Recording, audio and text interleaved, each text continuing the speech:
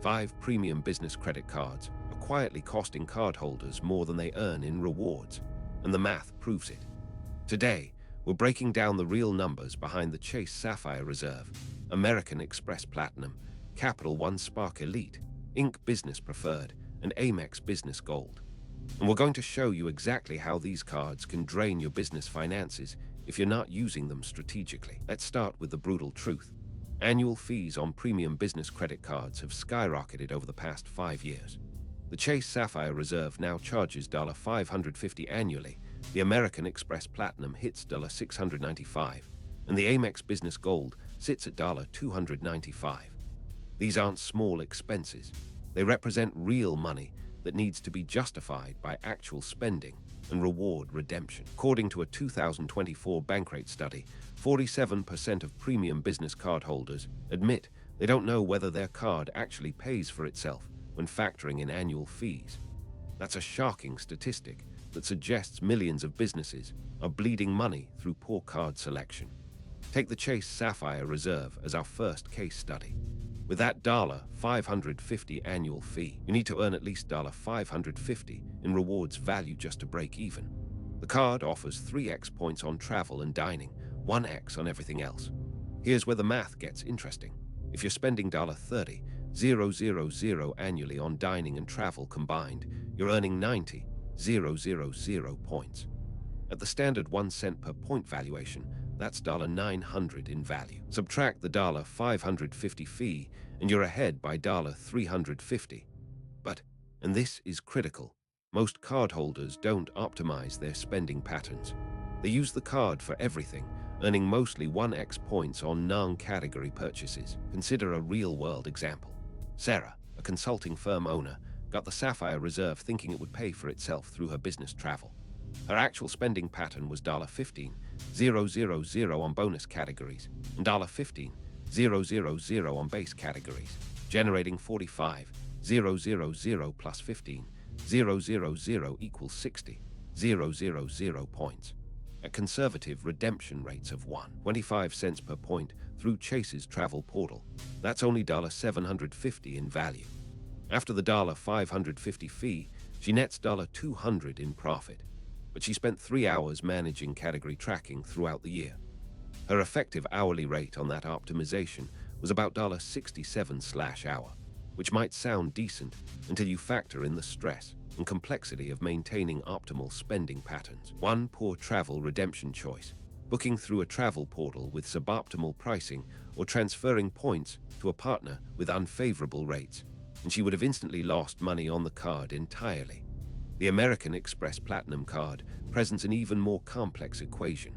At $695 annually, this is the most expensive card in our analysis. However, Amex includes $200 in Uber credits and $200 in airline fee credits, which effectively reduces the true annual cost to $295 for most users who can fully utilize these benefits. The key word here is can. A 2023 American Express internal survey found that only 61% of Platinum cardholders actually fully capture the Uber credits, and only 54% fully use the airline fee credits.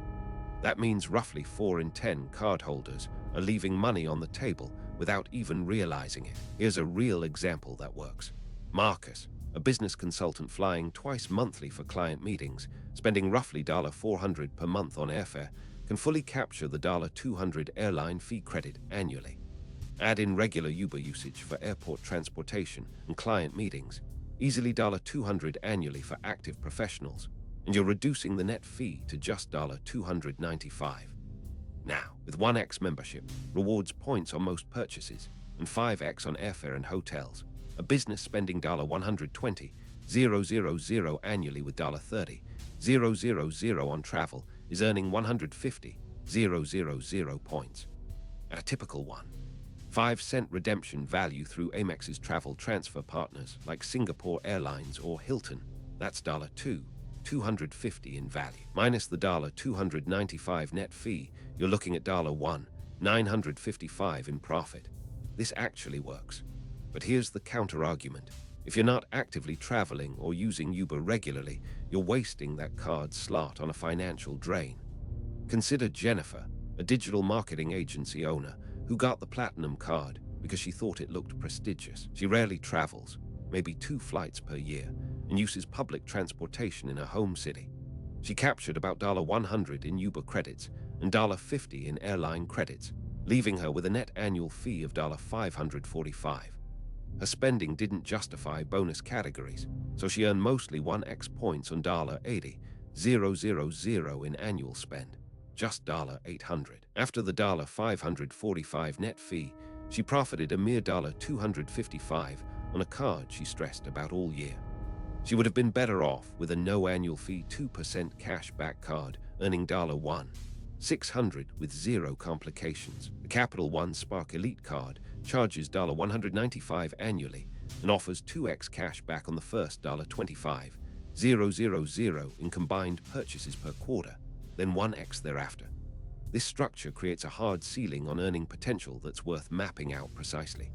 A business spending $100,000 annually would earn $500, 2x on $25,000 quarterly max times 4 quarters, plus $500, 1x on remaining $75,000 equals $2,000 total rewards.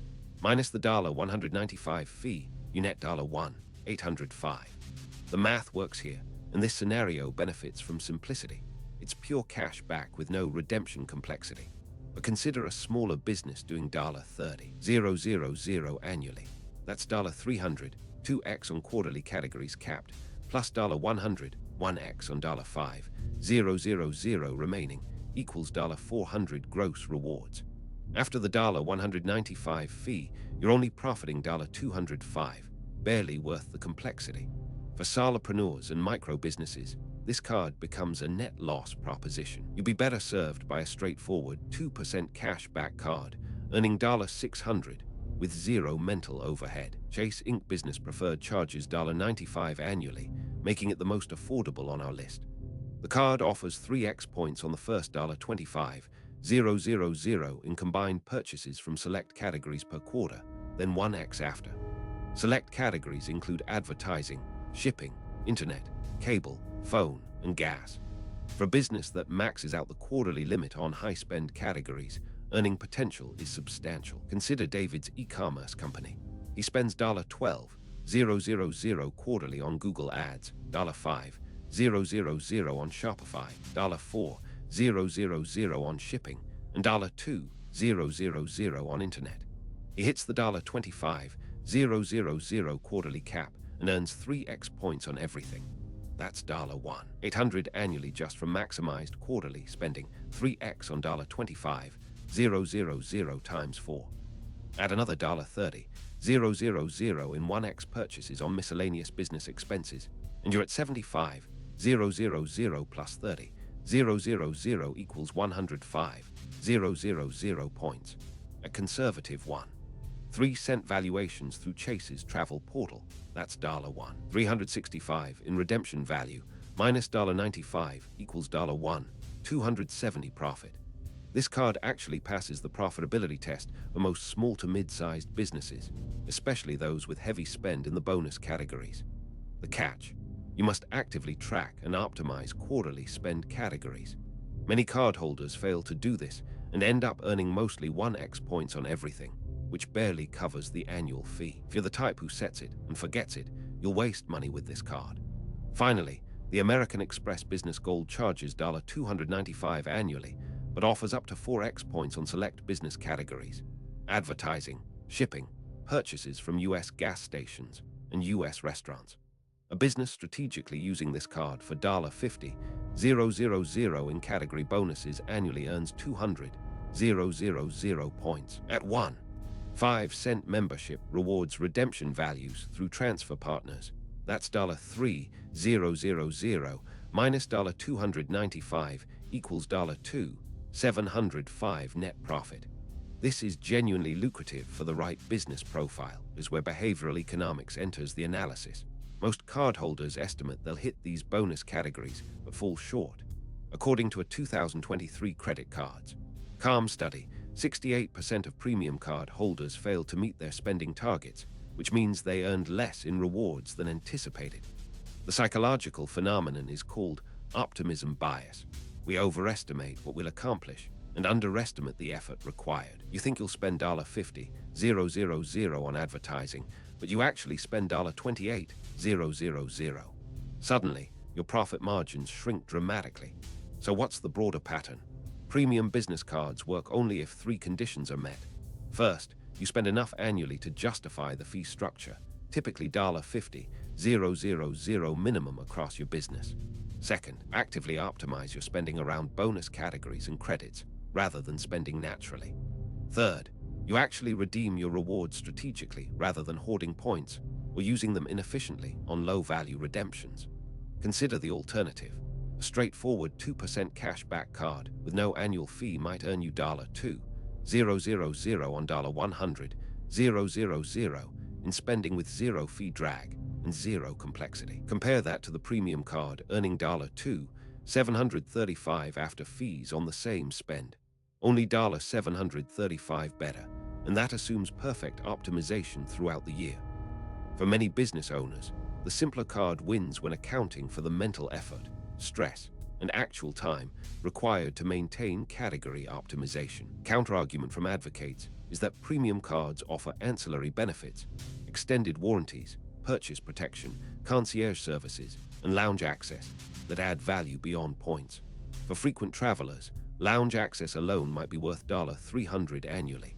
A study by the Airline Passenger Experience Association found that frequent business travelers value airport lounge access at an average of $350 per year.